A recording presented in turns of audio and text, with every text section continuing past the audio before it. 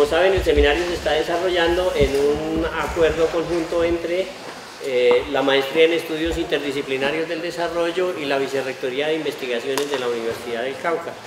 Esta es nuestra segunda, digamos, espacio de socialización. En la mañana estuvimos trabajando un taller sobre algunos elementos conceptuales básicos para comprender un poco la ontología del summa causale, y en ese sentido lo que vamos a hacer ahora en la tarde, o lo que va a hacer el profesor, es presentar su propuesta, digamos, más en general sobre lo que sería la ontología del summa causale.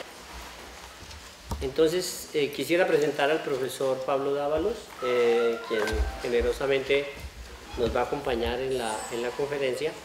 En la primera parte pues habrá una reflexión de parte de él, y en la segunda parte se hará la presentación de dos libros que está lanzando como parte de su producción reciente sobre las reflexiones de lo que es la política en América Latina. El profesor Pablo Dávalos es economista con estudios de posgrado en Lovaina y en Grenoble, Francia. Sí. En el año 2005 fue viceministro de Economía del gobierno de Alfredo Palacios, donde confrontó al Fondo Monetario Internacional y al Banco Mundial y propuso la recuperación de la soberanía económica para el Ecuador. Él es profesor titular de la Pontificia Universidad Católica del Ecuador en el curso de Economía Política. También es docente de la Universidad Central del Ecuador en el curso de Economía Post-Keynesiana. Acompaña y asesora varios movimientos sociales del Ecuador y de América Latina. En el transcurso de la mañana pudimos compartir algunas reflexiones con él, y una parte muy importante de su planteamiento y de su propuesta de entender el summa causale como una propuesta de transformación ontológica, más casi que como simplemente una revisión de algunos conceptos. En ese sentido, el profesor nos planteaba la idea de cómo pensar, cómo hacer y construir hoy un pensamiento que sea en estricto sentido más emancipatorio, pues, porque un poco el pensamiento emancipatorio está atrapado hoy en día por las lógicas de la razón y las lógicas también del poder. Y bajo esas circunstancias, la invitación que tenemos es a que estos seminarios nos permitan un poco abrir un debate de qué papel podría jugar la academia, qué papel podría jugar los académicos y las universidades en la construcción de un pensamiento transformador que apueste a una ontología diferente a la que tradicionalmente se ha tenido, digamos, en estas sociedades latinoamericanas. El profesor también participó en la construcción de una propuesta de universidad indígena, la Manta Huasi en el Ecuador, que es una apuesta que trata y busca un poco reconstruir el pensamiento desde lógicas distintas a las que tradicionalmente se hacen en la universidad. Entonces le voy a dar la palabra al profesor por aquí. Muchas gracias, Carlos. Ojalá alcance la voz. Me avisan si no se escucha ya o si algo no está claro. En primer lugar, quiero agradecer la generosa presentación que ha hecho Carlos. Quiero también agradecer la presencia de ustedes aquí en este evento y, obviamente, agradecer a la Universidad del Cauca que nos permite este diálogo, que nos permite esta conversación, que es una conversación de varias experiencias que tienen que ver con lo que está pasando en América Latina. Y me parece interesante que Colombia regrese a ver a América Latina, que aquí desde el Cauca nos empecemos a preocupar por lo que está pasando más allá de nuestras fronteras. Me parece muy preocupante, muy saludable, y además me parece que genera la posibilidad de establecer diálogos con la realidad de lo que está pasando en otros países. Yo quería aprovechar la oportunidad para seguir una reflexión que habíamos empezado hoy en la mañana. En la mañana tuvimos una conversación muy interesante a partir de varios ejes de algo que podría ser llamado como filosofía política de la resistencia. O sea, tengo que confesarlo, yo estoy en el lado de la resistencia. Si se quiere, utilizando una metáfora del cine, estoy del lado de la alianza rebelde en contra de la Estrella de la Muerte. Estoy del lado de las resistencias, estoy con los pueblos, con las organizaciones sociales. Soy un profesor que ha acompañado a esos procesos, que acompaña esos procesos. En el caso ecuatoriano estoy muy vinculado al movimiento indígena ecuatoriano y eso me ha permitido un conocimiento y me ha permitido la capacidad de ampliar esos conocimientos que yo tenía. Cuando yo estuve en la universidad había aprendido como economista términos como tasa marginal de sustitución, oferta, demanda, composición orgánica de capital, etcétera, pero no tenía la más remota idea de lo que significaba o quería decir summa causae, plurinacionalidad del Estado o ñaupa o tiempos circulares. Ha sido la vivencia con las organizaciones indígenas la que me han permitido comprender la complejidad de la sociedad. Me han permitido entender la complejidad de lo que significan las resistencias y además tratar de ubicar esas resistencias desde lo cotidiano hasta llevarlas al campo de lo político y de lo académico. Entonces, ahora quería compartirles eso. Pienso que es necesario, en el caso de las resistencias, elaborar una especie de filosofía política que acompañe esas resistencias. Pero elaborar esas filosofías políticas significa elaborar los conceptos, los marcos epistemológicos, los marcos teóricos que permitan fundamentar, que permitan, si ustedes quieren, consolidar a nivel teórico a esas resistencias. Por ejemplo, tenemos en el caso de América Latina la emergencia de un concepto fuerte, un concepto cuyos alcances realmente son importantes. Se trata del concepto del summa causae, que en quichua, traducido del quichua, significa vivir en plenitud, la plenitud de vida. Los gobiernos ahora lo han transcrito, lo han traducido como el buen vivir. Pregunto, ¿con qué conceptos fundamentamos a esta noción de summa causae? ¿Con qué marco categorial, con qué teorías? Pedimos prestado de pronto a los europeos sus marcos categoriales como la deconstrucción, la fenomenología, etcétera, o en su defecto los creamos desde aquí. Yo pienso que tenemos que crear desde aquí esos conceptos que acompañen a esas propuestas que ya están caminando en América Latina. Es decir, necesitamos un proceso de reinvención teórica, necesitamos un proceso de innovación teórica. Es cierto, nosotros leemos libros, leemos papers, leemos documentos, pero la mayoría de papers, documentos y libros que leemos provienen de Europa y está bien, no discuto que está mal, está muy bien.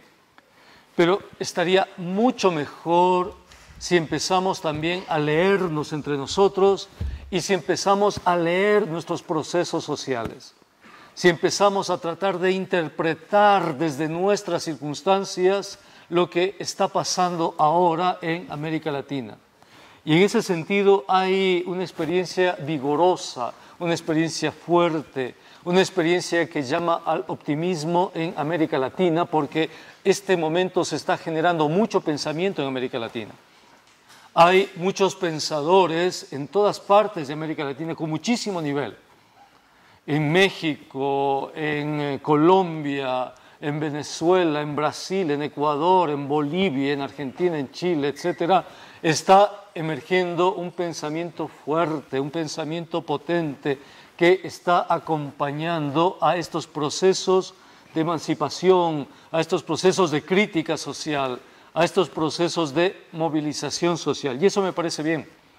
Y eso me parece pertinente porque demuestra que estamos viviendo en un continente vivo, en un continente que está generando con mucha fuerza no solo movilizaciones sociales, sino también marcos teóricos que acompañan esas movilizaciones sociales.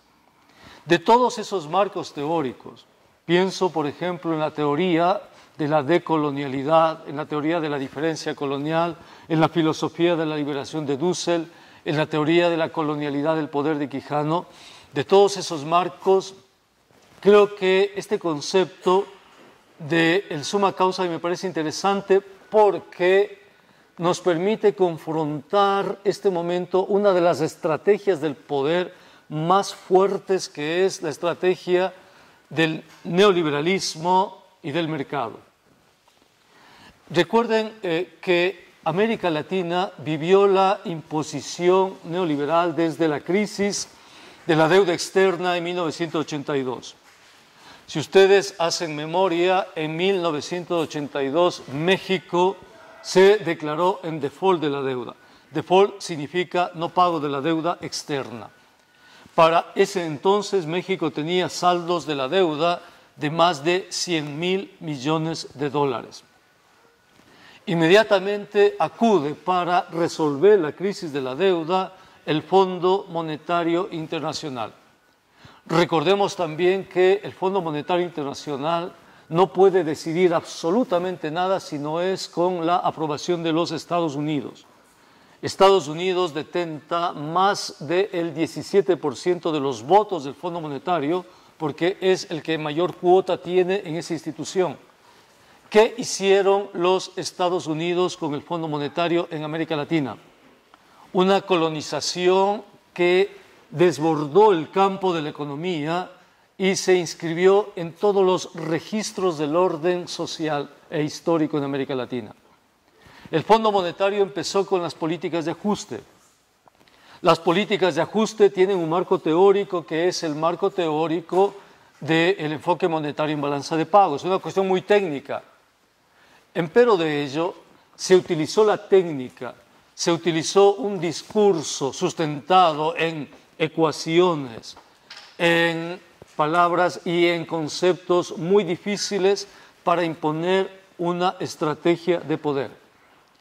Y el centro de esa estrategia de poder en los años 80 por parte del Fondo Monetario fue algo que puede ser denominado como la colonización monetaria. Es tan fuerte esa colonización monetaria que hasta el día de hoy nosotros, la mayoría de nosotros, pensamos con las categorías que el Fondo Monetario generó en esa década. Por ejemplo, les pongo un ejemplo a ustedes, estudiantes y demás. Les doy firmado que ustedes, si les digo lo siguiente, la emisión inorgánica de dinero produce inflación, les doy firmado que ustedes van a decir que sí o no.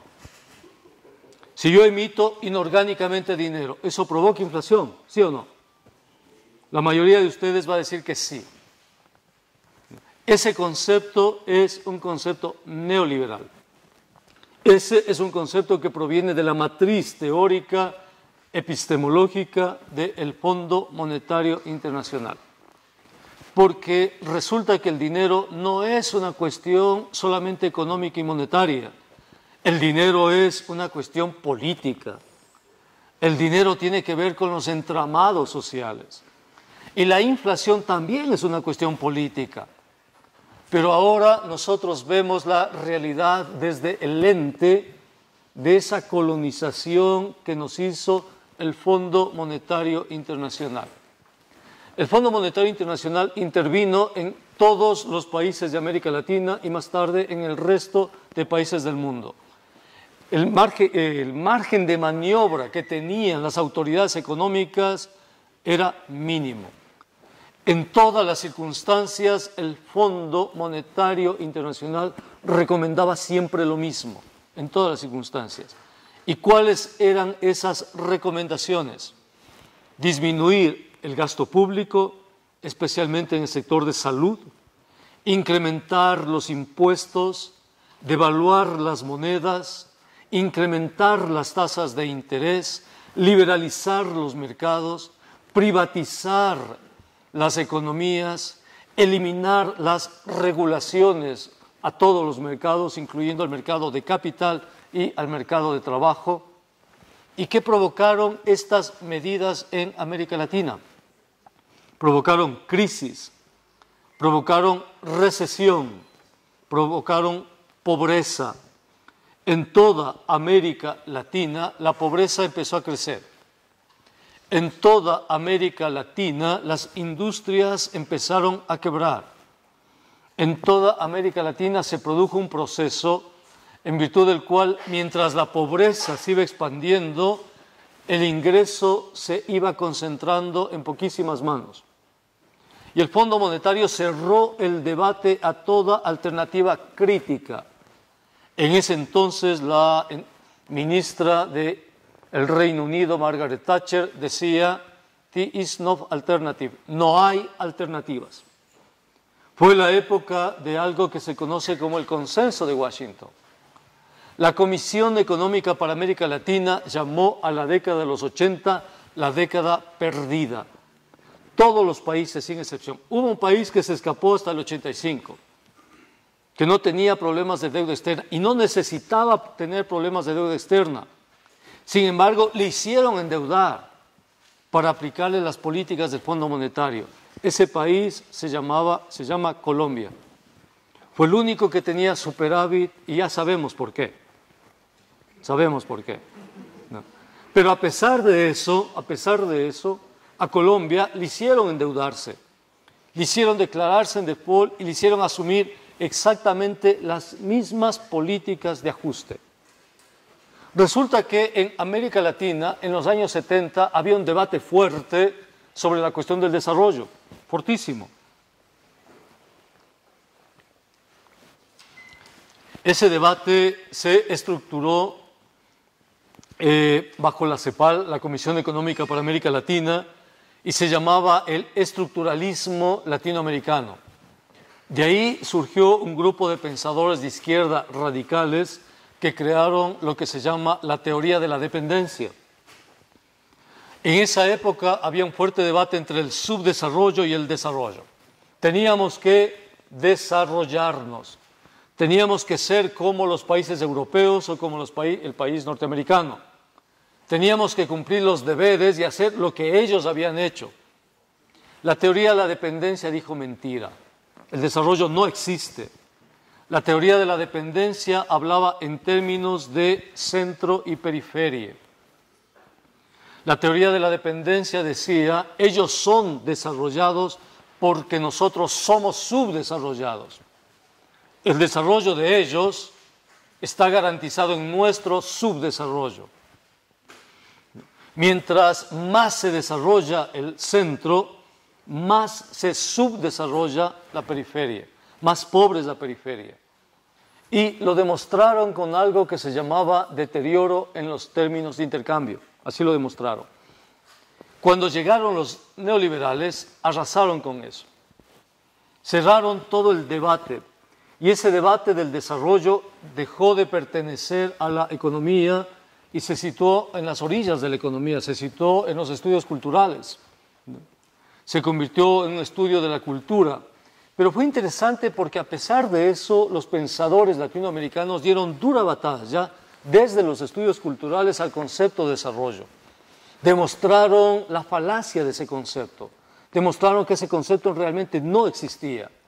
Y creo yo, uno de los pensadores más importantes que ayudó a demostrar la falacia del desarrollo es un colombiano. Se llama Arturo Escobar.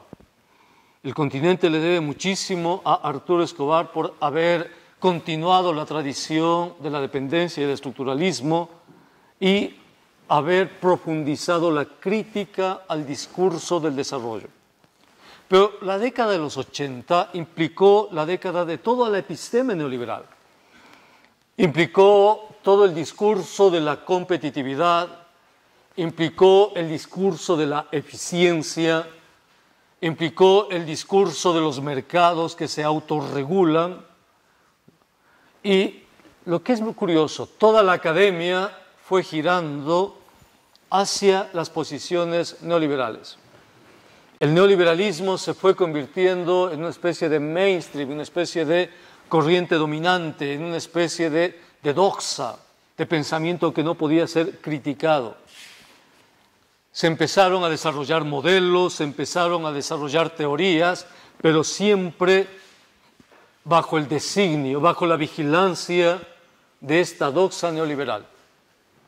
En esta doxa neoliberal cumplió un rol fundamental la Universidad de Chicago.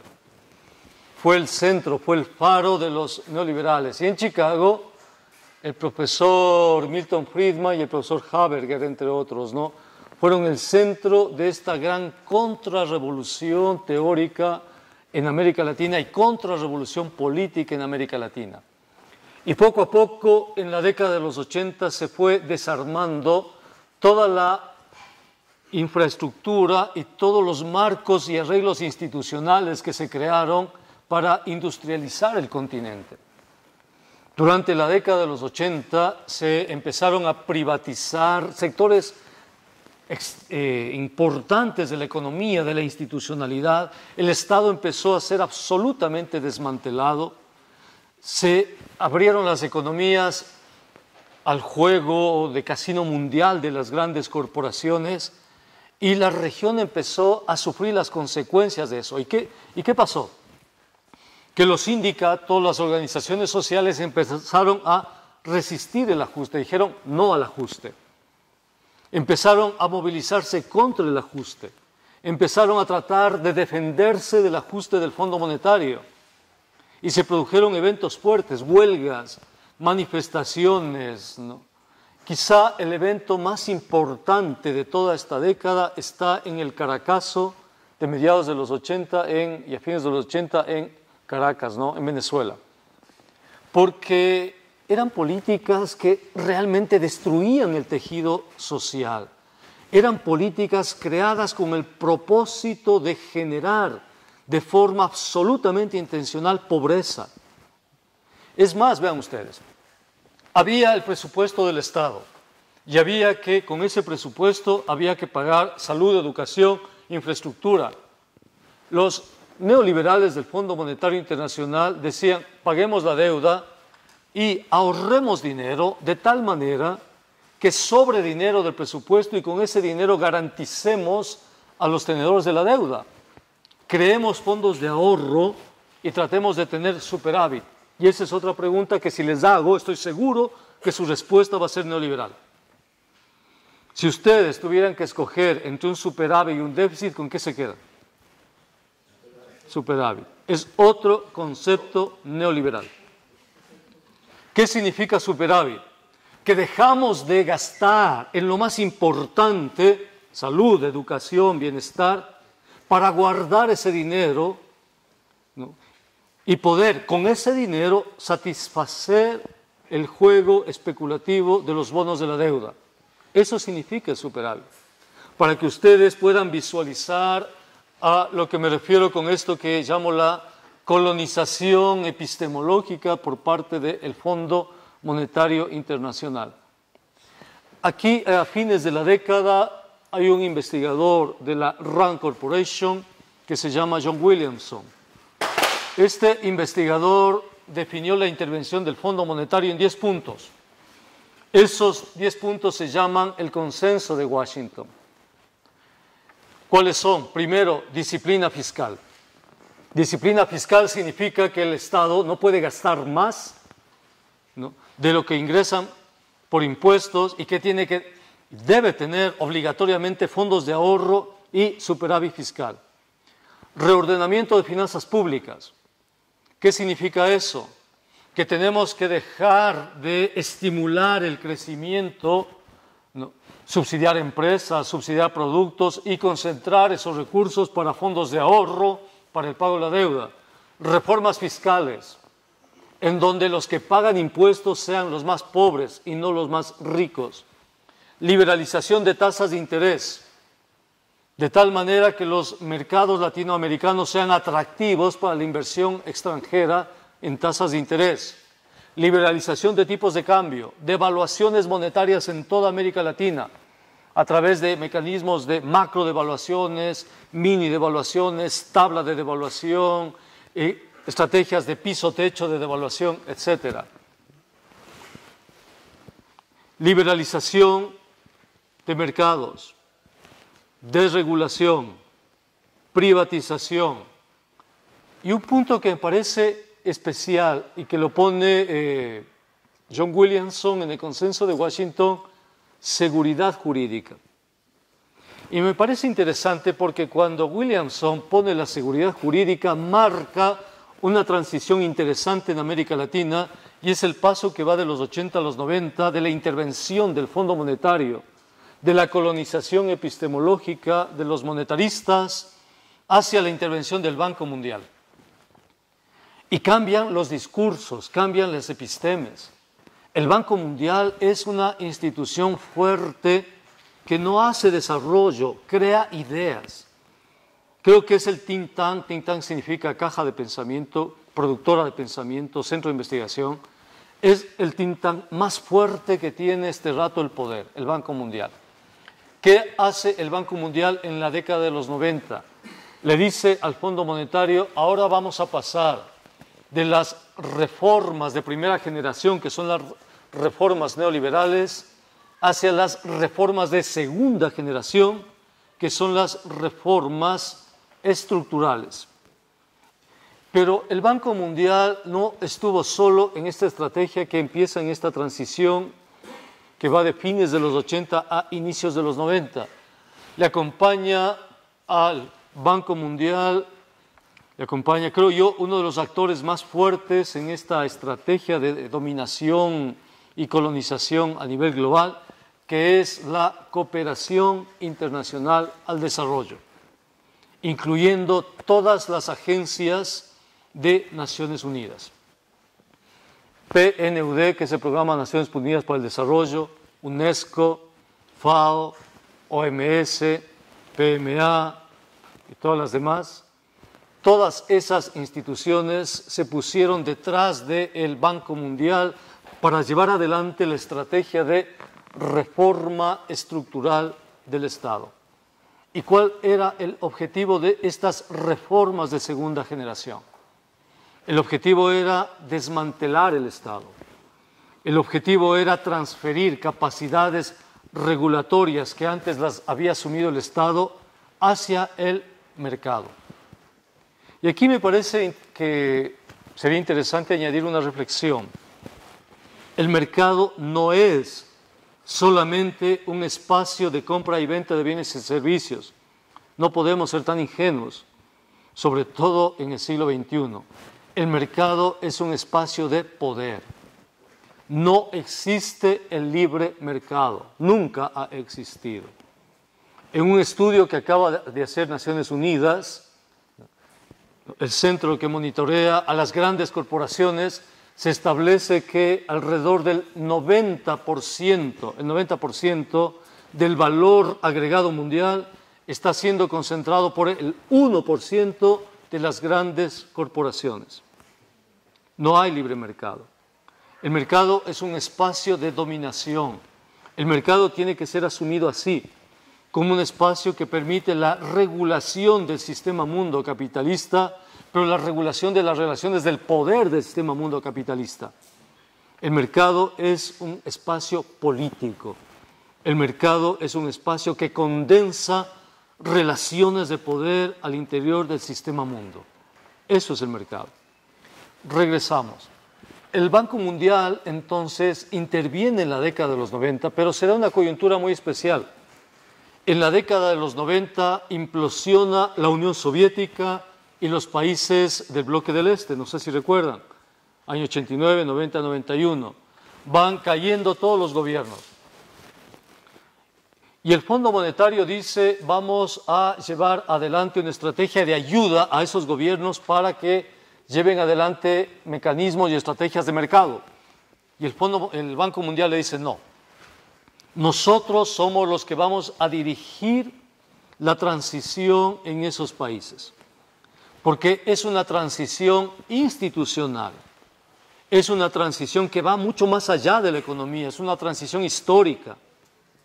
Se produce una disputa entre el Fondo Monetario Internacional y el Banco Mundial, ¿no?, por saber quién lleva adelante esa transición. Y el mejor ejemplo de esa disputa está un señor que se llama Joseph Stiglitz, a la sazón, en ese entonces, vicepresidente del Banco Mundial. Él es el encargado de llevar adelante, si ustedes quieren, darle contenido a esa disputa entre el Fondo Monetario y el Banco Mundial. Finalmente asume el Banco Mundial la transición hacia mecanismos y sociedades de mercado en el caso de las sociedades anteriormente socialistas o comunistas. Es a partir de ahí que el Banco Mundial se da cuenta que necesita un marco teórico lo suficientemente vasto, lo suficientemente complejo, que le permita la transición de las economías socialistas, pero también de las economías del resto del mundo. Ahí el Banco Mundial opta por un marco teórico que se llama el nuevo institucionalismo económico. Y claro, este es un debate que de pronto no lo vemos, es un debate que de pronto no aparece, pero que conforma las directrices de los discursos de poder, de las estrategias de intervención de estas grandes instituciones en toda América Latina, no solo en Colombia, no solo en Ecuador, no solo en África, para nada.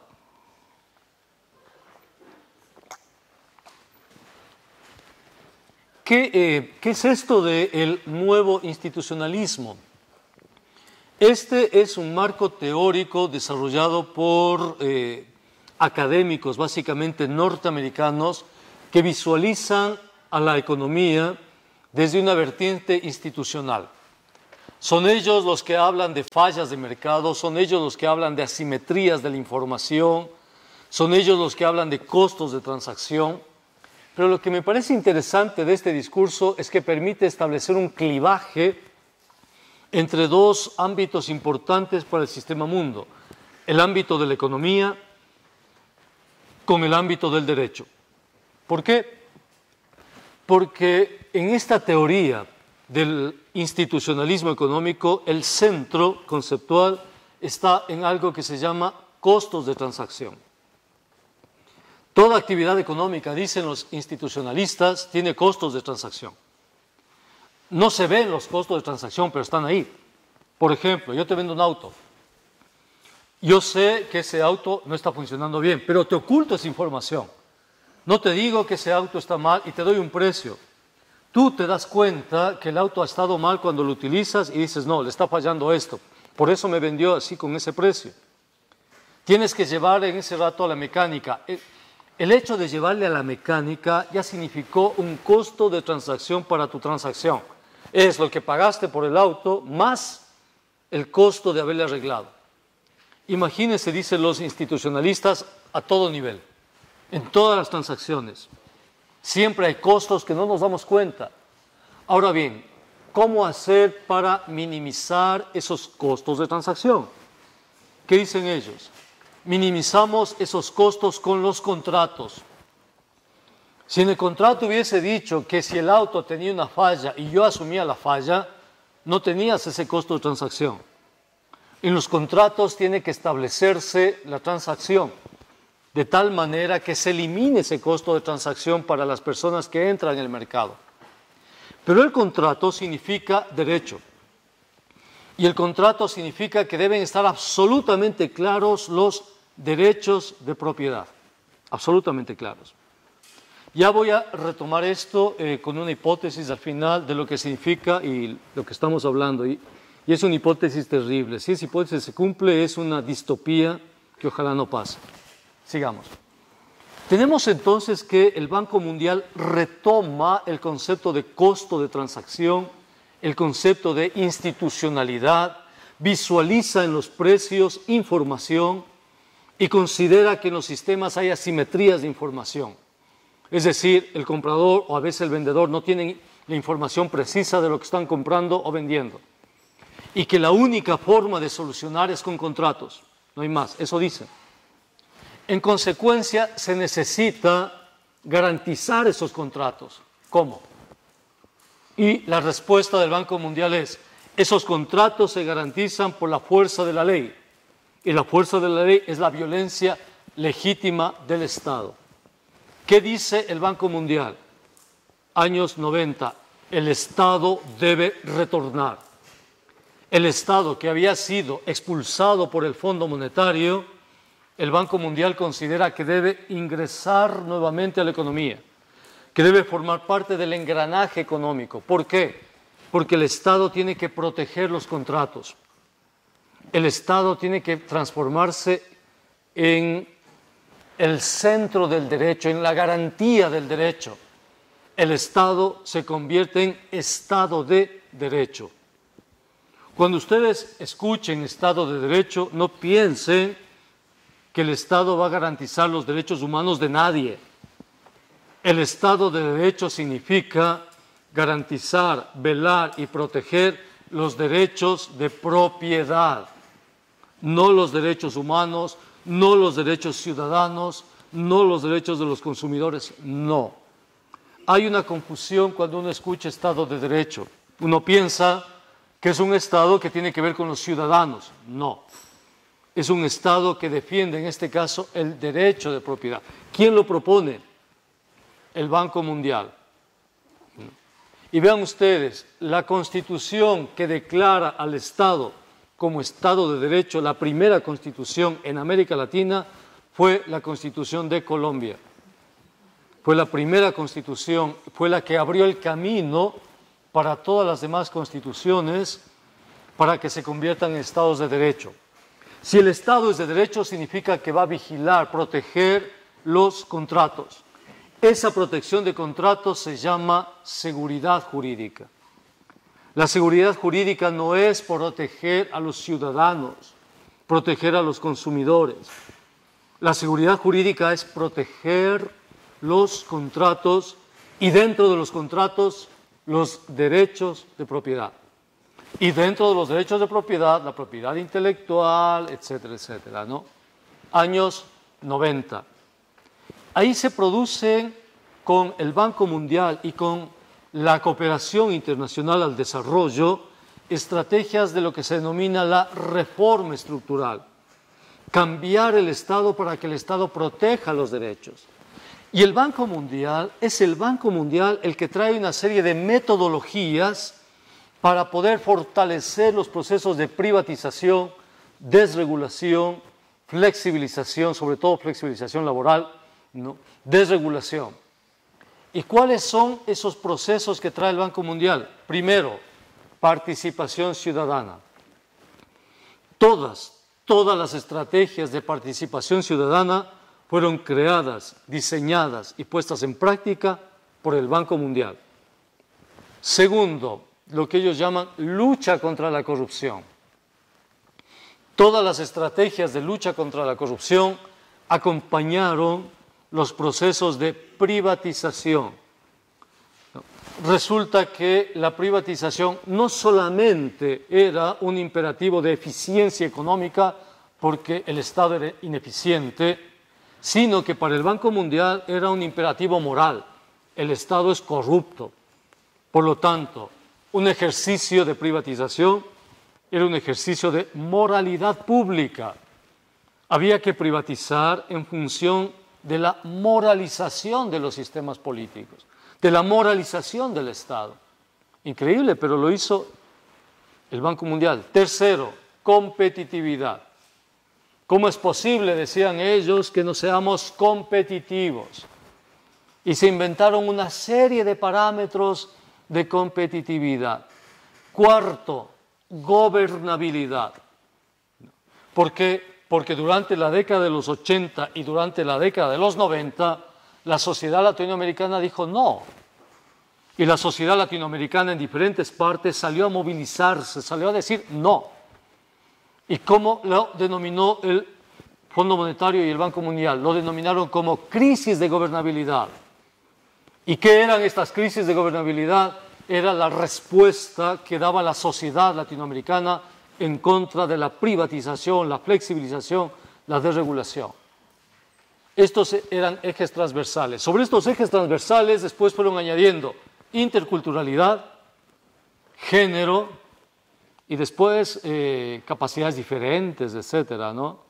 El Banco Mundial, ellos fueron los que impulsaron estas discursividades.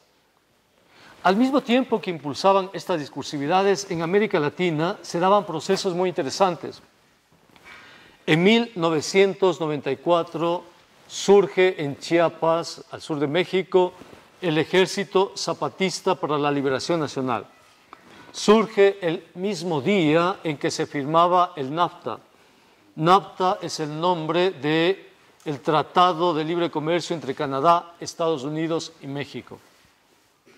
En el año 1998, la Organización de la Cooperación y Desarrollo Económico, que agrupa las economías más fuertes, decide firmar entre Estados Unidos, Canadá y países europeos y Japón y Australia el Acuerdo Multilateral de Inversiones, AMI. Este es un instrumento jurídico que traslada o crea soberanía política a las corporaciones transnacionales.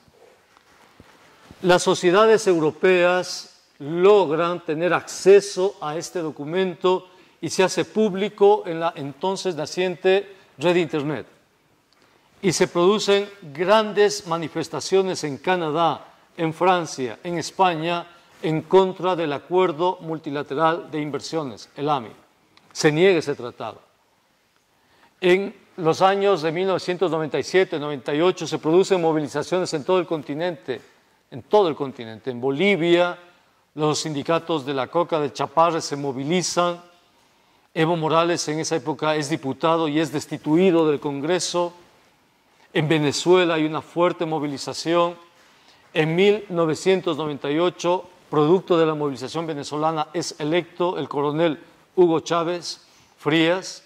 El PT logra captar el control de la alcaldía de Porto Alegre en el 97-98 y convoca al Foro Social Mundial. Y en ese Foro Social Mundial surge la consigna de que otro mundo es posible. Es decir, América Latina está huyendo, está buscando forma, está confrontando, está resistiendo al neoliberalismo, está resistiendo a este cambio institucional que está provocando el neoliberalismo. Pero el Banco Mundial trabaja a todo vapor.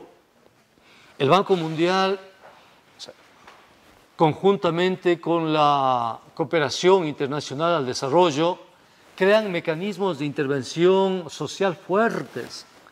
Utilizan la cooperación internacional para colonizar la sociedad. El Banco Mundial y la cooperación internacional crean proyectos de desarrollo para ingresar al tejido social y comunitario e intervenir en ese tejido social comunitario. Vean ustedes, organizaciones políticas, sindicatos, comunidades eclesiales de base que antes adscribían a la teología de la liberación, con un fuerte nivel de debate político, con la intervención de las ONGs y del Banco Mundial, empiezan a articular su pensamiento desde la estructura del marco lógico.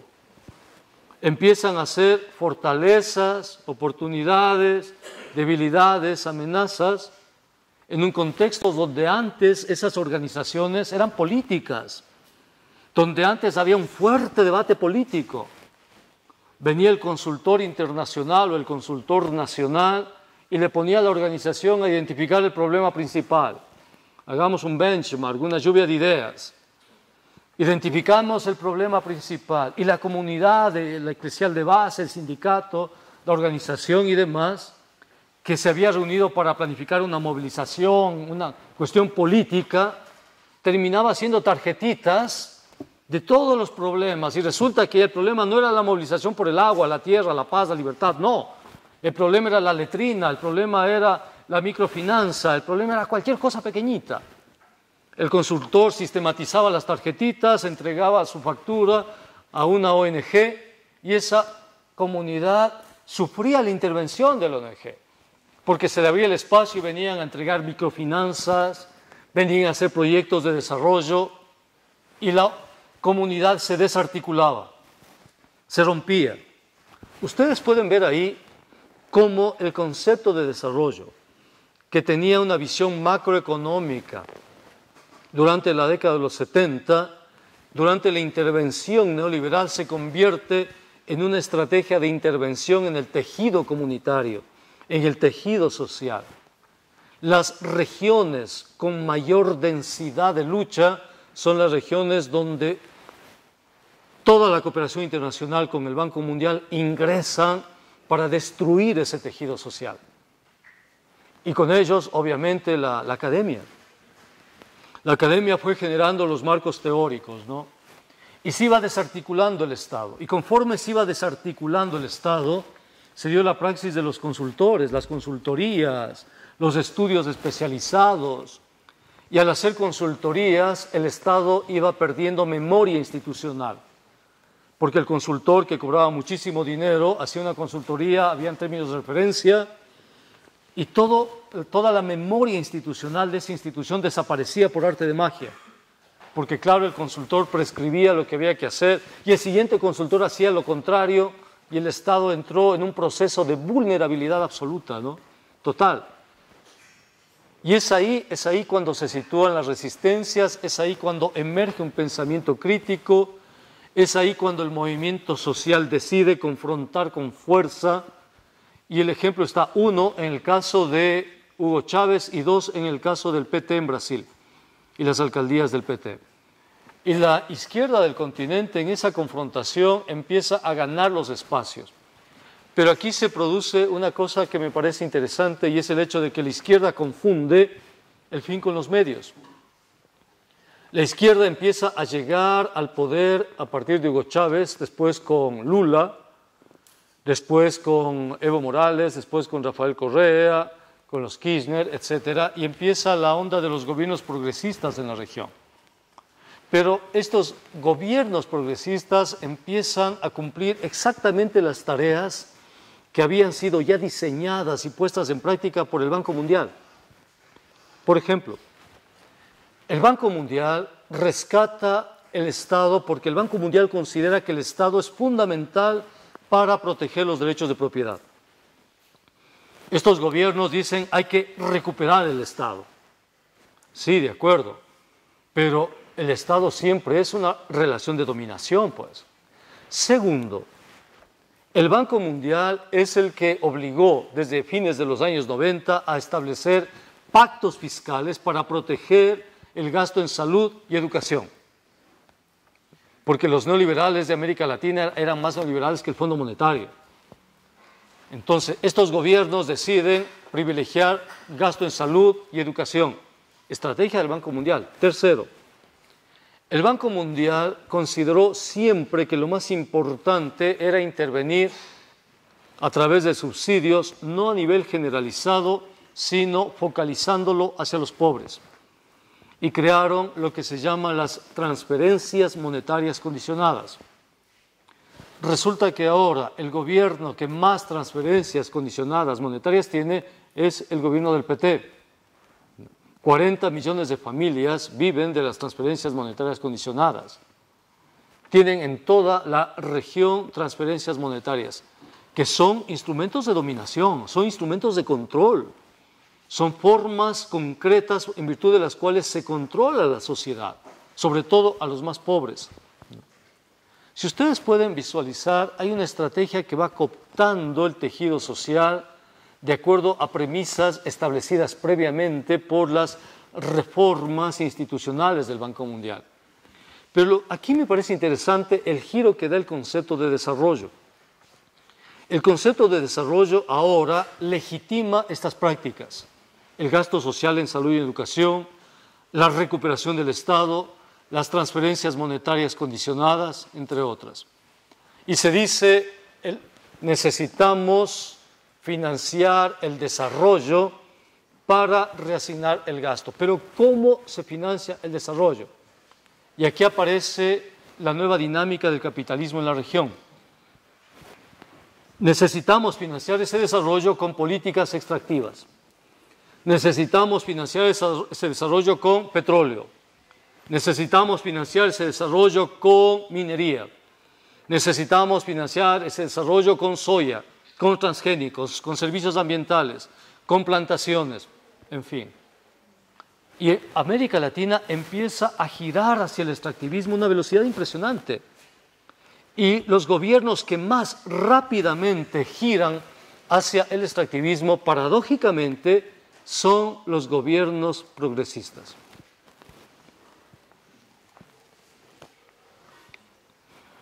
Entonces uno dice, ¿y ahora? Pero estos gobiernos son progresistas, pues estos gobiernos, es más, hablan de antiimperialismo, le critican a Estados Unidos, Estos gobiernos incluso hablan de socialismo del siglo XXI, pero estos gobiernos están en la lógica extractiva. ¿Por qué? Y aquí vienen algunas de las hipótesis. Primero, la lógica extractiva corresponde a lo que podríamos denominar reformas de tercera generación. Es decir, de las reformas de primera generación que correspondían a esa colonización monetaria del Fondo Monetario, pasamos a las de segunda generación que correspondían a la reforma del Estado por parte del Banco Mundial. El extractivismo es un giro de tuerca en el neoliberalismo y nos propone en un espacio nuevo, en donde lo que está en juego ya no es la moneda, ya no es el Estado, ahora lo que está en juego son los territorios. Porque el extractivismo se emplaza en los territorios. El extractivismo significa conquista territorial. El extractivismo significa dominación territorial. El extractivismo implica colocar a esos territorios y a esas territorialidades al interior de las lógicas de la globalización y la especulación. Si entramos en la lógica del extractivismo, la pregunta es, ¿qué rol entonces tiene que asumir el Estado? ¿Qué va a hacer el Estado si está transfiriendo territorialidades al extractivismo? Y resulta que el rol que ahora está asumiendo el Estado en toda América Latina es el rol de la rectoría. El Estado ahora es el rector. Las políticas públicas del Estado son de rectoría. ¿Qué significa la rectoría? Significa arbitraje. Es decir, el Estado ahora arbitra entre los actores. Puede ser que el Estado intervenga a través de empresas públicas, pero esas empresas públicas terminan contratando para que hagan el trabajo empresas privadas. Es un nuevo rol para el Estado que es concomitante a la estrategia extractiva que significa la entrega de territorialidades, territorios, a esta globalización. Pero aquí ameritamos un tratamiento diferente al concepto de territorios y territorialidades. Nosotros tenemos la idea de un territorio geográficamente referenciado, con coordenadas establecidas, si posible, por un GPS. Pero en esta nueva dinámica del capitalismo, el concepto de territorio es mucho más flexible, es mucho más dúctil, si ustedes quieren. ¿Por qué? Porque son territorios que tienen que ver con la acumulación del capital. Les pongo un ejemplo. Las redes sociales son territorialidades. Las redes sociales significan colonización de la vida para las personas y forman parte también de las estrategias de acumulación del capital. Por algo, Facebook acaba de pagar miles de millones por WhatsApp. Es decir, necesitamos otros conceptos que nos permitan entender las lógicas que está asumiendo hoy el capitalismo. Esto significa que nosotros tenemos que desarrollar una analítica que nos permita comprender las formas de la dominación política en América Latina. Porque si entendemos esas formas de dominación política, podemos desarrollar formas de resistencia, oposición y alternativas. Y resulta que esas formas de oposición política también son amplias, son vastas y están procesando la privatización territorial en toda América Latina, independientemente del color político del gobierno. Un gobierno puede ser como el de Evo Morales, socialista, o un gobierno puede ser como el de Santos, que ambos hacen lo mismo. Ambos hacen lo mismo. Y hay varios ejemplos. Creo yo que quizá la comprensión de eso está en la UNASUR. ¿Qué es la UNASUR? Ustedes saben lo que es la UNASUR, ¿no? Para muchos, la UNASUR, la Unión de Naciones del Sur, formaba parte de las estrategias de independencia geopolítica de la región con respecto a la dominación imperialista de Estados Unidos. ¿De acuerdo? Pero resulta que la UNASUR se constituye en varios consejos de planificación sectorial. Y uno de los consejos de planificación sectorial de la UNASUR es el COSIPLAN. Y una de las tareas que tiene el COSIPLAN es llevar adelante la estrategia de privatización territorial llamada IRSA. En los discursos del secretario general de la UNASUR, Ali Rodríguez, además fue miembro importante del gobierno de Hugo Chávez, Ali Rodríguez expresa tajantemente el hecho de que el financiamiento al desarrollo ahora se hace a través del extractivismo. Y el extractivismo está en los territorios. Y los territorios tienen que ser manejados por empresas o conglomerados que sepan extraer el máximo nivel de utilidad. Esa declaración de Ali Rodríguez está en la página de internet de la UNASUR. Cuando nace la IRSA, la Iniciativa de Integración Regional Suramericana, no nace con la UNASUR. La IRSA nace en el año 2000. La UNASUR nace años después. Pero ustedes pueden ver cómo la UNASUR pliega a su interior a la estrategia IRSA. Y ustedes tienen varios consejos sectoriales en UNASUR. El Consejo de Seguridad Hemisférica, el Consejo de Planificación Territorial, el Consejo de Educación y Cultura, el Consejo de Salud, el Consejo de Seguridad Jurídica, Arbitraje y Conciliación. Es decir, la UNASUR no necesariamente representa los intereses emancipatorios de liberación, en absoluto. Representa un momento más en esta estrategia. Ahora bien, a pesar de eso, los pueblos en América Latina siguen resistiendo, siguen confrontando, siguen tratando de crear estrategias de resistencia, de movilización. Y en el caso de Bolivia y en el caso de Ecuador, esas organizaciones sociales presionaron para que en la reforma constitucional del año 2008 en ambos países se adopte la declaratoria de Estado plurinacional y del régimen de summa causa o del buen vivir como sustitución del concepto del desarrollo. Y es interesante porque nosotros vemos acá que, al menos en el caso de los pueblos indígenas, hay un rechazo incluso a utilizar el concepto mismo de desarrollo. Se niegan a utilizar la palabra desarrollo, no quieren saber nada con esa palabra. Quieren desalojarla, si es posible, del diccionario. En todo caso, consideran que es posible otra forma de dirigir, planificar, estructurar los recursos en función de un horizonte común, que antes se llamaba desarrollo. Pero ¿qué pasa en estos dos países? En estos dos países los gobiernos han utilizado la estrategia y el nombre del buen vivir para legitimar la propuesta extractiva. Y ustedes tienen el caso de Bolivia, Evo Morales. Contrata con la empresa brasileña OAS la construcción de una carretera que atraviesa el pleno corazón del Tipnis, territorio indígena Parque Isidoro Sécube, ¿no? Parque Nacional Isidoro Sécube. Y resulta que el Tipnis es uno de los emblemas más importantes de la ecología y los territorios, justamente, en el caso de Bolivia, de pueblos en aislamiento voluntario, que están ahí. Y Evo Morales quiere construir una carretera porque eso dice los ejes IRSA.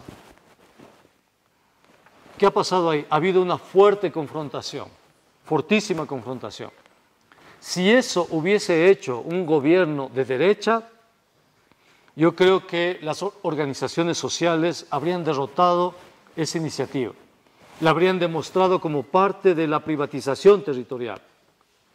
Pero como eso es realizado por un gobierno progresista, no sabemos. Vean ustedes cómo el hecho de apelar a un gobierno progresista nos pone a la defensiva. No sabemos cómo calificar la estrategia de Evo Morales. 2, Evo Morales, el Salar de Uyuni. El Salar de Uyuni está considerado como una de las reservas y una de las atracciones turísticas. Es más, está en la lista de los patrimonios, si no culturales, patrimonios naturales del planeta. ¿Qué hace Evo Morales? Privatiza el Salar de Uyuni y lo entrega para la explotación de litio a las grandes corporaciones coreanas. 3, y esto me parece interesante, ¿no? Año 2012. La policía en Bolivia decide hacer una huelga porque quiere un aumento de $100 a su salario básico. el gobierno hace cuentas y eso no le cuesta más allá de 1.000 millones. Y el gobierno de Evo Morales dice no. La policía amplía la huelga, radicaliza su huelga y tiene el apoyo de organizaciones y sindicatos. ¿Qué hace el gobierno de Evo Morales? Decide elevar el precio del gas y la gasolina para pagar a los policías y pagarles 30 o 40 dólares, ¿no? ¿Por qué les cuento eso? Porque el mismo momento en que Evo Morales hace eso, Evo Morales y su gobierno tenían reservas externas netas de más de 18.000 millones de dólares guardadas en bancos norteamericanos y europeos. Si Evo Morales hubiese decidido utilizar 1.000 millones de sus reservas, no habría pasado absolutamente nada. ¿Cómo es posible que el gobierno de Evo Morales empiece a ahorrar? ¿Y para qué además? El Fondo Monetario Internacional felicitó al gobierno de Evo Morales por su disciplina fiscal y por su alto nivel de ahorro en reservas y en divisas. Es decir, provocó un ahorro adicional que en vez de utilizarlo supuestamente para el desarrollo, lo utilizó para tenerlos guardados. Jamás los utilizó para el desarrollo. Y en cambio propuso incrementar gas, gasolina, es decir, el mismo paquete de ajuste. Son datos, los podemos revisar. Vamos a Ecuador, Correa. El presidente Correa dice, no voy a tocar la reserva del Yasuní, porque esa reserva es la reserva con la mayor biodiversidad del mundo, etcétera, etcétera, ¿no? Empieza a dar giras, conferencias, arma comisiones gubernamentales, etcétera, ¿no? Posiciona su gobierno y dice, esto es el buen vivir, conservar el petróleo en tierra y que nos paguen la compensación por conservar ese petróleo en tierra. La Constitución además garantiza eso. Ese territorio de Yasuní además es territorio donde viven pueblos en aislamiento voluntario. Hasta ahí el discurso. Agosto del año pasado, el gobierno decide entrar al plan B y en la explotación de petróleo crudo en pleno corazón del Yasuní. Grupos sociales se movilizan, entre ellos los jóvenes. El gobierno les dice, chicos, si quieren el Yasuní, reúnan firmas y en las elecciones nos vemos. Los jóvenes dicen, bueno, reunamos firmas. Empiezan un proceso de recolección de firmas y el gobierno empieza a boicotearles, empieza a cerrarles espacios. Y en el transcurso de algunos meses, sin recursos, sin una parafernalia institucional que los acompañe, chicos de colegio, de universidad, chicos como ustedes, simplemente enamorados de la idea ecologista, deciden salir a la calle, movilizar a la gente, sensibilizar a las personas y reúnen 800.000 firmas. 800.000. Presentan las firmas y el gobierno dice no valen. ¿Por qué? Porque el papel es de otro color, porque el papel no tiene las dimensiones, porque, por último, porque no queremos que valga. 800.000 personas que garantizaban la consulta popular para defender el Yasuní. Y simplemente no se llevó adelante esa consulta popular. El gobierno hizo caso omiso de todo el proceso y empezó a perseguir, a criminalizar a esos chicos. Dos, las organizaciones sociales empiezan a defenderse y empiezan poco a poco a tratar de movilizarse para evitar la privatización territorial. Estos territorios, dicen ellos, corresponden a una memoria ancestral, estos territorios corresponden a una vivencia ancestral. Por lo tanto, aquí no entran empresas mineras, ni petroleras, ni de soya, etc. ¿Qué hace el gobierno? Aprueba un código penal en donde resistirse a un funcionario público implica un acto de terrorismo, castigado con 5 a 7 años de cárcel. No hay cómo decirle no al poder en este momento en Ecuador. Y los ejemplos se van multiplicando. Igual en Venezuela, ¿no? Igual en Argentina, se va multiplicando. ¿Qué está pasando en América Latina entonces? ¿Para qué sirve el buen vivir? Y los pueblos indígenas le dicen al gobierno como recurso, bueno, ustedes hablan del buen vivir, pero nosotros hablamos de summa causa. Y son cosas totalmente diferentes. Puede ser que summa causa traducido signifique buen vivir, pero ustedes están utilizando el buen vivir para legitimar su estrategia de intervención territorial y legitimar el extractivismo. Y eso no lo vamos a permitir. Y empieza a darse una disputa sobre los contenidos semánticos, retóricos y obviamente teóricos de dos conceptos que hace algunos años significaban lo mismo, buen vivir y summa causa, y se separan los dos. El buen vivir es la estrategia que asumen los gobiernos de Ecuador y de Bolivia para llevar adelante su estrategia extractiva. Summa causa es la voz que recuperan las organizaciones sociales para decir eso no es buen vivir. ¿Qué podemos observar ahí? Ahí podemos observar la forma por la cual el poder actúa con una lógica inmunitaria. Se apropia de los discursos que le pueden hacer daño, de los anticuerpos, si ustedes quieren, y de esa misma manera de las vacunas, utiliza esos discursos en contra de la resistencia. Es una lógica inmunitaria que se ve expresada absolutamente nítida, de forma absolutamente nítida, en el caso del Ecuador. El discurso del buen vivir es puesto en contra de la misma sociedad y la misma estructura organizativa que le dio origen. ¿Qué hace la organización social en el Ecuador el día de hoy? Y es interesante este proceso. Dice, el Estado no nos reconoce como pueblos, a pesar de que la Constitución dice que somos Estado plurinacional. El Estado no reconoce nuestra justicia, la justicia indígena. El Estado no reconoce nuestra necesidad del buen vivir. El Estado nos persigue. El Estado, en este momento, nos criminaliza. En consecuencia, nosotros, dicen las organizaciones indígenas, decretamos la desobediencia civil en todos los niveles de las organizaciones indígenas. Esto es fuerte. Esto no había pasado. Las organizaciones sociales, las organizaciones indígenas en Ecuador, deciden declararse en desobediencia frente a un Estado que dice que en la Constitución es plurinacional.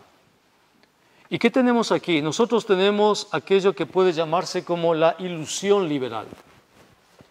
¿Y qué es la ilusión liberal? Es el simulacro de la libertad, es el simulacro de la justicia. Nosotros pensamos que por el hecho de que está en la ley, por el hecho de que está en la Constitución, eso tiene existencia en la realidad. Y eso se va a hacer realidad. Pero ¿qué pasa? Que entre lo que dice la ley y lo que dice la realidad hay un largo trecho, hay un largo camino, y ese camino casi nunca es recorrido. ¿Qué significa eso? Que el momento en que nosotros caemos en la ilusión liberal y pensamos que como aquí hay derechos y garantías, y eso va a significar que si hay derechos y garantías nos tienen que respetar, cuando queremos acudir a esos derechos y garantías, nunca se respetan. ¿Por qué? Porque el poder es más importante que cualquier declaración de derechos y garantías. Y el poder es la forma que asume la acumulación del capital. El poder da cuenta de cómo se está conformando el capitalismo. Y la acumulación del capital, este momento, toma a los territorios como condición de posibilidad para ese juego especulativo que estamos viviendo, ¿no?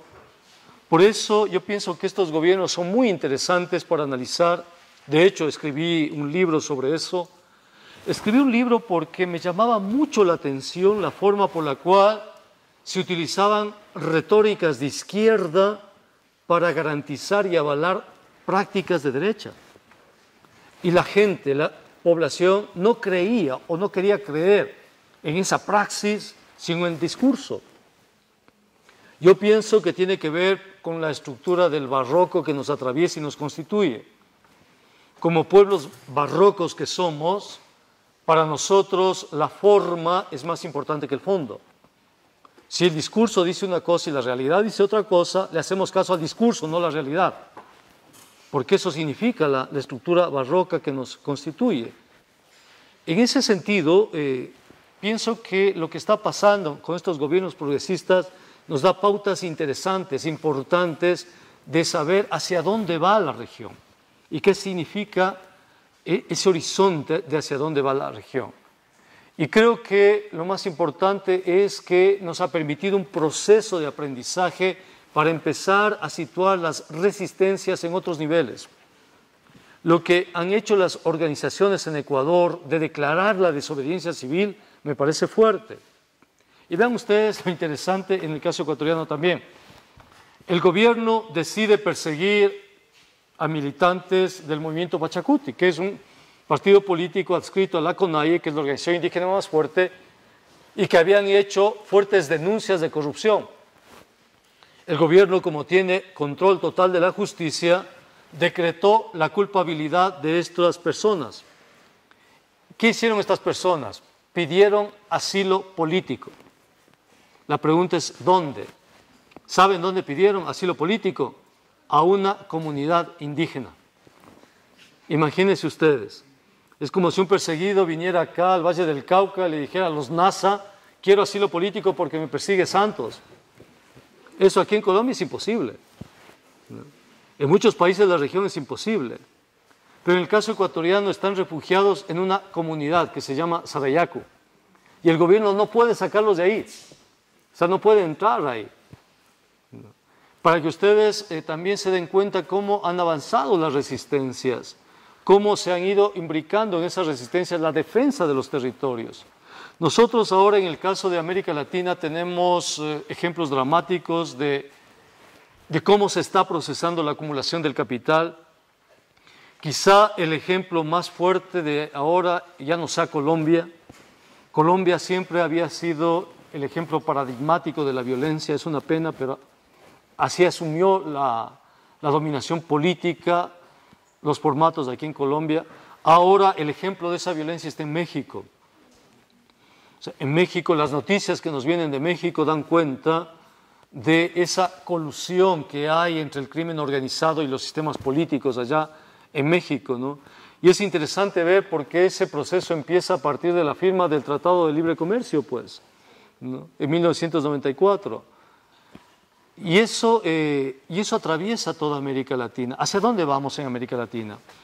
Hay varios procesos que me parecen interesantes señalar. Y el primero, tenemos que volver a revisar la teoría, sobre todo en el caso de la emancipación y en el caso de la izquierda, volver a revisar la teoría y desprendernos de algunos complejos, diría yo. El primer complejo es la visión teleológica de la historia. ¿Qué significa la visión teleológica? Pensar que la historia tiene una finalidad. Pensar que tiene que ver con el desarrollo, el progreso, etcétera, ¿no? Esa visión teleológica hace que nosotros, desde la emancipación, pensemos que la emancipación puede ser un proceso de ingeniería social. Que con ingeniería social se pueden resolver los problemas humanos, los problemas sociales. Yo creo que tenemos que superar esa visión teleológica. Creo que también la izquierda tiene que superar la visión cientificista. Es decir, el hecho de pensar que hay explicaciones científicas de la realidad. Por ejemplo, pensar que el marxismo es la ciencia que te permite entender la explotación y demás. ¿Por qué? Porque nos oculta un lado de la dominación que es fundamental en toda estrategia de resistencia. ¿Y cuál es? La ciencia. La ciencia es otro mecanismo de dominación. La ciencia conforma o forma parte de una estructura de dominación. La ciencia es dominación. La ciencia adecúa los parámetros de la dominación. Eso fue justamente lo que trabajábamos ahora. La izquierda tiene que alejarse del positivismo. La izquierda tiene que dejar de confiar en la ciencia, porque la ciencia no es parte de la solución, la ciencia forma parte del problema, ¿no? Y otro aspecto que me parece que la izquierda tiene que revisar es esa visión vanguardista, que el partido es el que posee la verdad en función de esta visión positiva y que habida cuenta de que el partido, la organización o el grupo tienen la verdad, ellos saben hacia dónde va la historia y hay que seguirles. Eso ha destruido organizaciones sociales, eso ha destruido procesos sociales. creo que tenemos que volver a repensar esa visión de vanguardia. Y otra es la visión teológica de la historia como parusía. Parusía significa la felicidad, el descenso de Dios, y cuando Dios viene al mundo se instaura la justicia, ¿no? El reino de los cielos. Esa visión está y consta en un concepto que a la izquierda le gusta mucho, pero que los pueblos indígenas no lo aceptan de buen grado. Es el concepto de revolución. Hay que revisar ese concepto. Hay que revisarlo hasta qué punto también forma parte del problema. Porque la resistencia va más allá de la revolución. Va muchísimo más allá.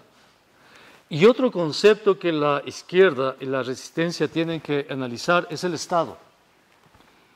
Recuerden ustedes, en la propuesta socialista original se veía al Estado como una amenaza. Resulta que ahora tomar el Estado, el control del Estado, es hacer la revolución, y hacer la revolución es la parusía total. Creo que tenemos que revisar eso. Creo que tenemos que revisar ese rol del Estado porque ya tenemos la experiencia de los gobiernos progresistas. Tomaron el Estado, llegaron al Estado vía electoral. ¿Y qué pasó? Que utilizaron el Estado en contra nuestra. Activistas de toda la vida, militantes de la izquierda ahora convertidos en subsecretarios, directores de empresas, funcionarios públicos. Pero Pablo, dicen, pero compañero, o sea, no puedes hacer críticas al gobierno, ¿no ves que con esas críticas le haces el juego a la derecha? Entonces, bueno, pues privatiza los territorios, encarcela a líderes sociales, persigue a la gente, porque no hay cómo hacer críticas desde la izquierda. ¿Cómo es posible que esos militantes que antes habían arriesgado todo, ahora hayan transigido toda esa trayectoria? Y claro, ahora les ves, tienen guardaespaldas, tienen autos, tienen buenos sueldos, viven ahora en departamentos en barrios exclusivos, ¿no? Y ya hasta su trato es diferente, ya te tratan de otra manera. Y era el militante que estaba contigo en la movilización, que estaba contigo en los barrios, en los sindicatos, que estaba contigo en charlas como esta, y ahora ya no. Ahora ya te habla de estabilidad fiscal, ahora te habla de responsabilidad fiscal, ahora te habla de indicadores sociales, ¿no? Y te presenta los indicadores, te dice, mira cómo el país ha cambiado, ¿no? Y claro, te hace una parafernalia de ingeniería de datos que te dices, pero recuerda que hace algunos años criticábamos eso a los neoliberales. Y lo que antes criticábamos, ahora tú lo estás replicando. Es que, hermano, me dicen, amigo, tú no entiendes el proyecto. ¿Y qué es eso? Y lo escuché en Colombia, lo escuché en Venezuela, lo escuché en Ecuador, lo escuché en Bolivia es dramático también. Compañeros de toda la vida defendieron el proyecto. ¿Cuál proyecto? Y persiguiendo a los compañeros, etcétera, ¿no? Creo que tenemos que revisar esa relación con el Estado, me parece clave. Creo que tenemos que trabajar la resistencia, pero a otros niveles. Nosotros vemos a la resistencia desde afuera como algo exógeno y no la vemos desde adentro. ¿Y qué significa verla desde adentro? Por ejemplo, un acto de solidaridad es un acto ya de resistencia. Negarse a tomar una Coca-Cola es un acto de resistencia. Confrontar la estructura de los alimentos es un acto de resistencia. Cocinar nuestra comida tradicional es un acto de resistencia. Apegarnos a tradiciones, etcétera, son actos de resistencia. Y no los vemos así, para nada. Vemos que la resistencia la hacen los pueblos que están allá afuera del Cauca, en el CRIC, ellos hacen la resistencia. Yo no. ¿Por qué tengo que hacer la resistencia? Y no es así. Creo que al sistema se lo resiste porque el sistema, me parece que la performatividad del sistema es una cosa de todos los días. Es una praxis de todo el tiempo. El sistema no para nunca, jamás. No se detiene. Y va desarrollando estrategias que nos van envolviendo. Y a medida que nos van envolviendo, formamos parte del sistema. Por ejemplo, hemos leído la biopolítica. Algunos, Foucault habla de la biopolítica, qué interesante, ¿no? ¿Has leído este libro, El nacimiento, qué sé yo, de la biopolítica? Sí, ¿no? Pero justo frente a nuestro barrio se instala un gimnasio. Y no se nos ocurre pensar que ese gimnasio es una estrategia de biopolítica, pues. Son las tecnologías del yo. No, la biopolítica está en el libro, no en el gimnasio que está al frente de mi casa. Y claro, voy la mañana y trabajo sobre mi cuerpo y hago biopolítica en mi cuerpo. Claro, es el gimnasio, ¿no? Me convierto en empresario de mi imagen. Y después lo Foucault, pues por supuesto, ¿no? Y hablo de biopolítica. Y no visualizo ese gimnasio que está frente a mi casa como una estrategia de poder, como una estrategia de biopolítica. Ni se me ocurre pensar en eso. O sea, puede ser cualquier otra cosa, pero no forma parte del escenario en el cual yo estoy viendo esa estrategia que es biopolítica. ¿Por qué? Porque es una tecnología del yo. Es como yo construyo mi cuerpo en función de una imagen.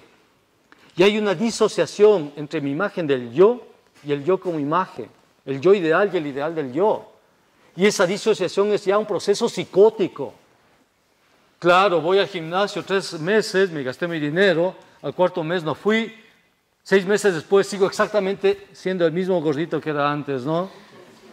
Pero claro, fui al gimnasio 3 meses.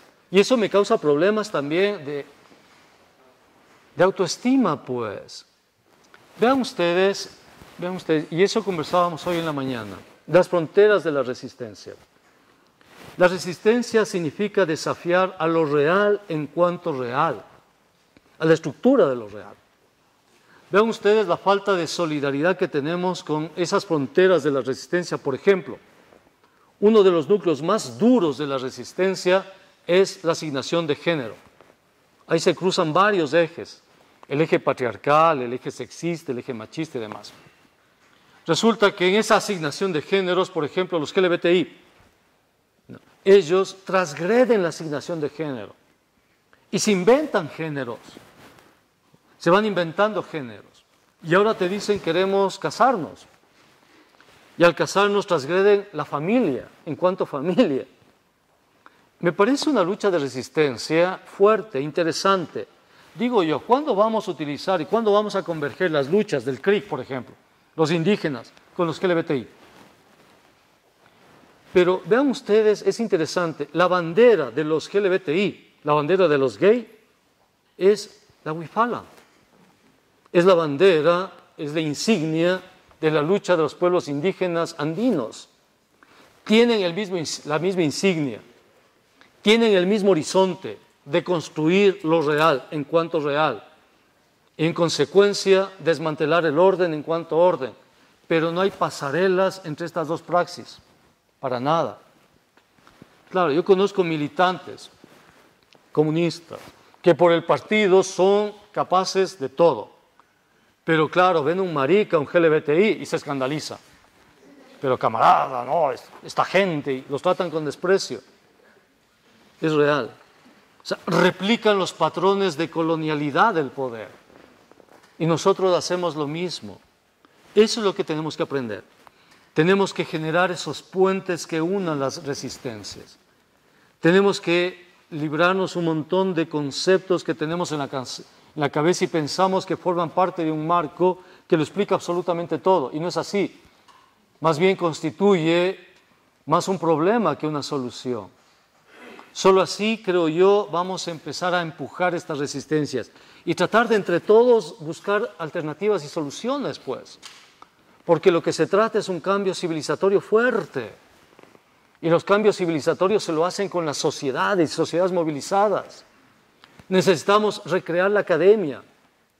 Y para recrear la academia lo primero que tenemos que hacer es desconfiar de los académicos. Y no nos queda otra. Los académicos somos un problema. Yo que estoy ahí les puedo decir. Escribimos para el poder. Somos engranajes del poder. Vean ustedes, hay un montón de experiencias y de academias que surgen en los intersticios de la sociedad y no les damos espacio, no les permitimos crecer. Por eso yo creo que necesitamos desarrollar esa ontología de las resistencias, esos nuevos marcos teóricos que nos permitan comprender que no solo que otro mundo es posible, sino que otro mundo está en marcha. Muchas gracias.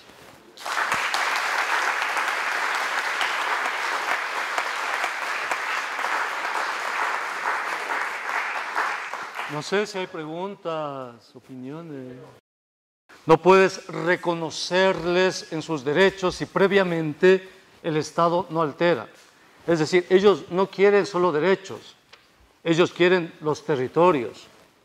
Y no solo son los territorios, ellos quieren, porque además lo han vivido así, justicia indígena. La justicia que ellos siempre, para todos los casos. Ellos quieren sistemas políticos propios. Ellos quieren economías propias, porque las tienen. Es decir, un Estado plurinacional. Y eso el Estado moderno no lo va a hacer jamás. Con respecto a lo que tú planteas, es una pregunta densa, compleja, y voy a aprovechar para hacer el lanzamiento de este libro de una vez, ¿no? Es una pregunta densa, ¿qué hacer? ¿Cómo hacer? Primero, yo creo que los que están interpelados no son determinados sujetos, por ejemplo, los obreros o los indígenas. Yo creo que en una ontología de la resistencia estamos interpelados todos, absolutamente todos. Creo que el sujeto de la resistencia somos nosotros. Somos el 99% restante de lo que le queda a la acumulación de capital. Ese es el sujeto. Por eso me parece interesante, fíjate tú en las pancartas de los movimientos que se defienden contra el extractivismo, vas a encontrar que todos ellos hacen mención a la vida. No sé si has visto. Coordinadora por el agua y la vida. Coordinadora del territorio y la vida. Coordinadora esto, movimiento por la vida. Y cuando tú luchas por la vida, eso agrupa absolutamente a todos. Absolutamente a todos. Creo que estamos en un proceso, que lo quería dejar para esto, muy complejo del capitalismo. ¿En qué proceso estamos? Yo pienso que los tratados de libre comercio, que se llaman acuerdos internacionales de inversión, el día de hoy les están entregando soberanía política a las corporaciones. Aquí lo hemos vivido en el caso de Colombia. Ecuador va a firmar un TLC con Europa. Esos tratados de libre comercio, lo que hablábamos hace un momento del institucionalismo, ¿no? Convierte al Estado en un garante, en una especie de perro guardián, si ustedes quieren, de los intereses de las corporaciones y traslada soberanía política a la corporación. El momento en que traslada soberanía política a la corporación, estamos en el peor de los escenarios. Estamos entrando a la etapa del gobierno corporativo mundial. Y debe ser por eso tanta violencia, ¿no? Siria, el Medio Oriente, China. ¿Qué significa eso? Que ahora el único camino que nos queda para enfrentar, si esto es real, si esta distopía se cumple, es la sociedad, recuperarnos como sociedad, todo el tejido social, no excluir a nadie. Es la única forma y recuperarnos a través de la memoria, la historia, todo tipo de organización ahora es válido. Tratar de romper ese núcleo que se está formando, que podría ser este gobierno corporativo mundial, que sería terrible. ¿Te das cuenta? Un pequeño grupo de corporaciones manejando el mundo, ya no manejando solo políticamente, o sea, económicamente, sino políticamente. Eso sería terrible. ¿Y qué discursos? Hacer gala de un eclecticismo y con las precauciones que yo había dicho, juntar esos discursos y crear esa ontología política de las resistencias, que todavía no se ha escrito, ¿sabes? Todavía está por escribirse. Eso creo que tenemos que hacer. Aprovecho para hacer el lanzamiento de este libro. ¡Ay, este libro! Este libro se llama Alianza País. Alianza País es el nombre del partido de gobierno en Ecuador. Dice, o la reinvención del poder. 7 ensayos sobre el post-neoliberalismo en el Ecuador. El gobierno de Ecuador, el gobierno de Rafael Correa ya me va señalando en 2 oportunidades seguidas en sus programas sabatinos. Ya me insultó ya, a propósito de esto. Este es un libro que tiene 400 páginas, tiene 7 ensayos y que fue escrito en este año, durante los primeros meses de este año, pero forma parte de una investigación de más o menos 3 años. este libro nace como una respuesta a la pregunta de ¿qué son los gobiernos progresistas? ¿Qué son? ¿Qué representan? ¿A quién representan? ¿Por qué son lo que son? Cuando empecé a investigar a estos gobiernos progresistas, no pensé todas las sorpresas que me depararía esta investigación. Tiene 7 ensayos. El primero hace referencia a la constitución de nuevos sistemas políticos. Porque vean ustedes, y se repite. Vean, vamos a Bolivia. ¿Quién está en el poder en Bolivia desde cuánto? Hace ya 12 años, ¿no? Con esta elección van a cuánto? 15 años, 18 años, son 6 años ahí. Está el MAS. ¿Quién está en el poder en Venezuela? Quinta República. ¿Desde hace cuánto tiempo? Desde el 98. ¿Quién está en poder en Argentina? El peronismo. ¿Quién está en el poder en Brasil? El PT. Tal vez ahora pierda. Entonces, ustedes pueden ver que los sistemas políticos ahora ya no son como los sistemas políticos anteriores. ¿Cómo eran los sistemas políticos anteriores? Había un partido político, ese partido político entregaba la soberanía económica al Fondo Monetario, ¿y qué pasaba? Que la ciudadanía protestaba. Cuando ese partido político quería reelegirse, nadie votaba por ellos, nadie. Solo aquí en Colombia nomás. Pero ustedes siempre han sido la excepción, ¿no? O sea, son excepcionales. Entonces, los partidos políticos estallaban como fusibles y venía otro que hacía lo mismo y estallaba como fusible. Por eso en América Latina se hablaba de crisis de gobernabilidad. Vienen los gobiernos progresistas y ya no hay crisis de gobernabilidad, pero sigue habiendo acumulación de capital, pues. La acumulación no se ha detenido un solo instante, no ha parado, todo lo contrario, está a todo vapor. Y los sistemas políticos, en cambio, son diferentes. Por eso el primer ensayo trata de analizar estos sistemas políticos. Utiliza el caso ecuatoriano, pero es como un modelo. Si tú entiendes al uno, tienes la posibilidad de entender cómo funcionan los demás modelos. El segundo ensayo tiene que ver con la política económica, y aquí encuentro una cosa: no hay política económica. Los gobiernos progresistas no tienen programa económico. ¿Por qué? Porque son gobiernos que administran la liquidez de los commodities. ¿Qué hacen estos gobiernos? Privatizan los territorios, las famosas reformas de tercera generación. Yo los llamo neoliberalismo invisible. Y después analizo a toda América Latina en el tercer ensayo. Yo los llamo la geopolítica del gato pardo. ¿Saben quién es el gato pardo? Es la novela de Giovanni de Lampedusa, donde los actores hacen todo, cambian todo y al final se dan cuenta que han cambiado todo para no cambiar nada. Lo movieron todo y después todo seguía exactamente igual. Esa es la política del gato pardo. En eso estamos. Estamos moviendo todo para que finalmente nada cambie.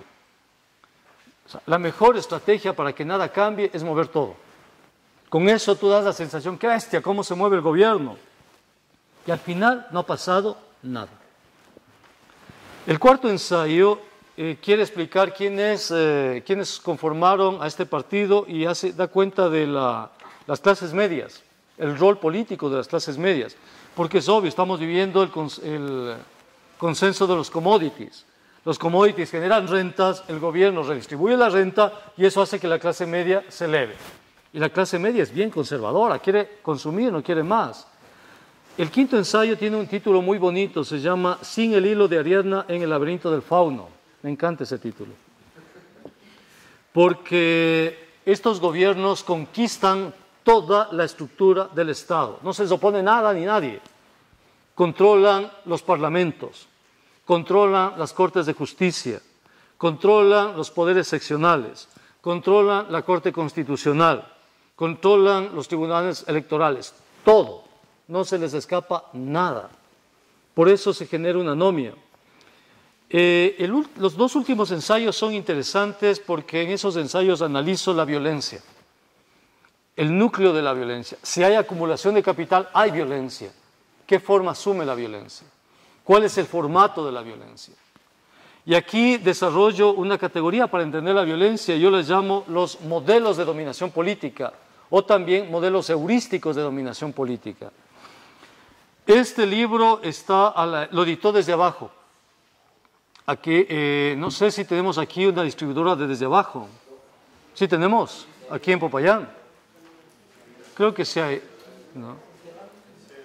¿Sí hay? Bueno, les recomiendo que si pueden... ¿Quién? ¿Cómo? Pero hay una persona aquí en Desde Abajo, ¿no?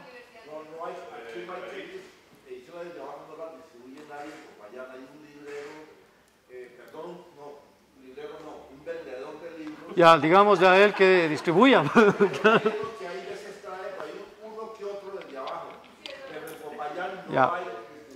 Ya, nosotros los vamos a vender el día de mañana. Tenemos un seminario taller. Mañana ya llegan, ¿no? ¿Dónde tenemos el taller, Carlos? El taller va a ser en el salón 401 de posgrado de la Facultad de Ciencias Contables. ¿Y van a llevar el libro ahí? Sí. Ahí van ¿Sí estarán para mañana? La idea es que mañana alcancen a llegar. ¿Hoy no lo van a vender? Si no, mañana. Hoy los tenemos aquí, vamos a vender ahora. Unos, ¿no? Sí. Sí, pero si se nos agotan ahora los libros de ahora, los vendemos mañana. Sí. ¿Cómo? Sí, aquí hay unos libros. Ahorita les dices, Claudia sabe. No, ya te doy. Bien, es interesante porque este libro permite comprender qué pasa en el Ecuador. Y con eso, más o menos, qué pasa en América Latina, ¿no? Bueno, aquí hay libros afuera, ¿eh? Podemos comprarlos a la salida después del evento, ¿no? Sí tenemos. Y mañana vamos a traer más libros para ¿cómo se llama? Los vamos a tener ahí en el aula. Tenemos que crear saberes alternativos. Tenemos que luchar contra los saberes oficiales. Tenemos que hacer que el saber retorne a su espacio de origen, que es la sociedad. Tenemos que romper las murallas de la universidad y que la sociedad sea la universidad. Eso creo yo. Pero eso es para largo plazo. Eso es una utopía, si tú quieres. Yo creo que ya no tenemos más tiempo. Yo les agradezco muchísimo. No se olviden de comprar el libro. Hay pocos libros afuera. Y algunas preguntas que quedaron pendientes, espero responderlas el día de mañana en el taller que tenemos. Gracias y hasta mañana.